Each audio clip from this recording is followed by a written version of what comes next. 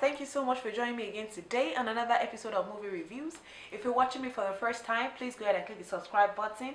Thank you so much for your support, for your love, for your likes. I really appreciate you guys. Today I'm bringing you a review on a Nollywood Yoruba movie that I saw and I felt I should share with you guys.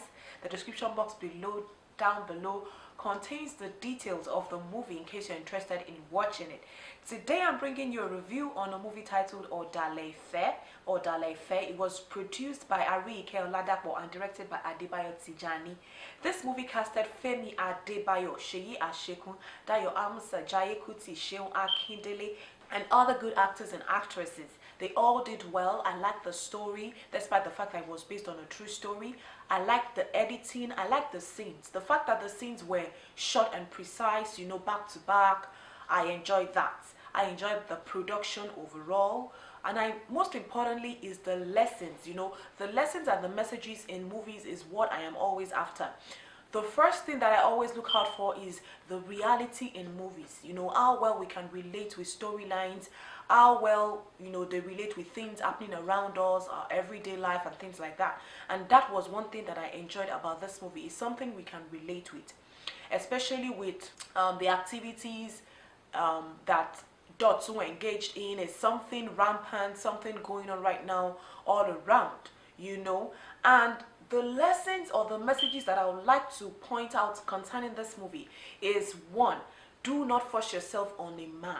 Do not force yourself on a man. A lot of times, ladies can read in between the lines in a relationship, but they still want to bring excuses, for the man they are dating. They still want to bring excuse just to cover up for one, evil deed or something. And then at the end of the day, they are the ones at a loss, Secondly is we should abstain from premarital sex as much as possible.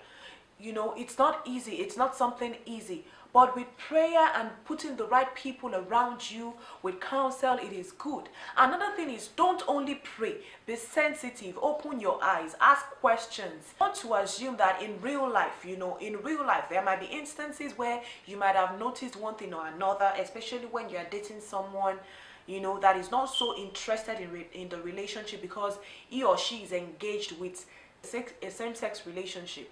But when people see those little things, they might not be able to connect the dots. I really like this movie. I like the message that it passed. I was really happy to see his face. It's been a while I saw him in movies, and I was delighted to see his face in this movie. But overall, I like the way the movie ended, or I like the way the story went.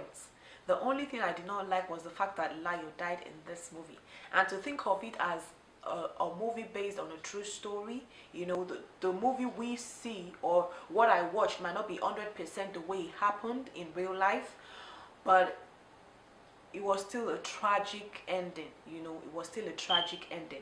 But overall, I enjoyed watching this movie and I enjoyed the lesson that it passed. If I'll be rating this movie, I'll probably be rating it a 3.8 over 5. Yes, a 3.8. Wait, when I watch movies, I observe things, right? While watching this movie, I don't know if you saw my review on some comments concerning delivery scenes, labor scenes, why I think it's not always compulsory to show us because the details that we should enjoy, we do not see and all that. So in this movie, it's something of such, it's a comment similar to that comments that I passed in that review. But then at the same time, my question is, during delivery, I noticed that in Nigerian movies or in Nollywood movies that push, the press down the woman's tummy, and I'm like, okay, does that really have any effect? Is it professional? I'll leave you guys to answer that question. Another thing I observed in this movie, as much as I liked the scenes that were short and precise, towards the end of the movie, I felt like it started dragging.